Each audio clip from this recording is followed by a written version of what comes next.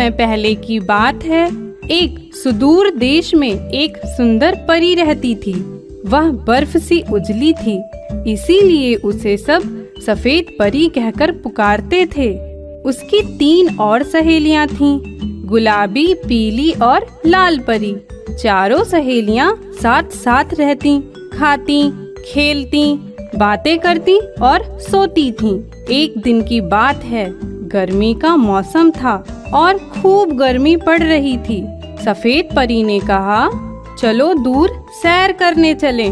अन्य सभी सहेलियों ने उसकी हाँ में हाँ मिलाई। वे गाने लगीं, चलो वहाँ चलें जहाँ चांद की रोशनी हो, नरम हरियाली फैली हो, जहाँ शीतल झील हो, उसमें डुबकी लेंगे हम। उड़ती हुई चारों सहेलियां दूसरे देश में जा पहुंची। उस देश का नाम हरमन था। नील देश में फूलों के बहुत से बगीचे थे।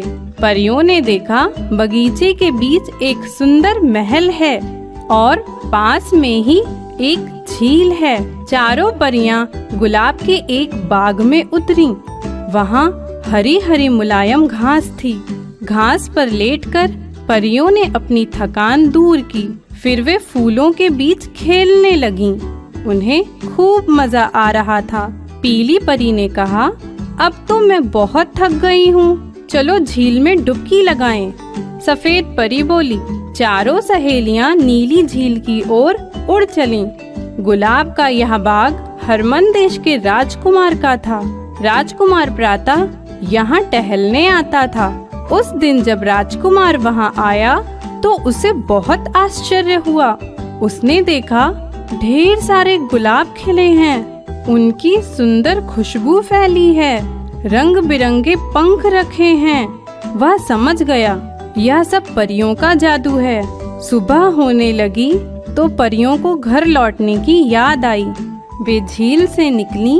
राजकुमार ने सफेद परी को देखकर कहा, आह, कितनी सुंदर है, यह उड़ ना जाए। यह सोचकर उसने परियों के पंख छिपा लिए। परियों ने उसे पंख छिपाते हुए देख लिया। सफेद परी ने कहा, मेरे पंख लौटा दो राजकुमार। राजकुमार ने पंख लौटाने से मना कर दिया और कहा, तुम मुझे बहुत अच्छी लगती हो, चलो मेरे साथ खेलो।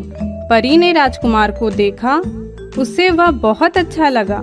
परी ने धीरे से कहा, राजकुमार, मैं अपनी सहेलियों को नहीं छोड़ सकती हूँ। मेरे 3 भाई और हैं, तुम्हारी तीनों सहेलियाँ उनके साथ खेलेंगी, ठीक है? राजकुमार ने कहा, हाँ। चारों परियों ने कहा। चारों परियों ने अपने रंग बिरंगे पंख झील में डुबो दिए। चारों परियां राजकुमारों के साथ महल में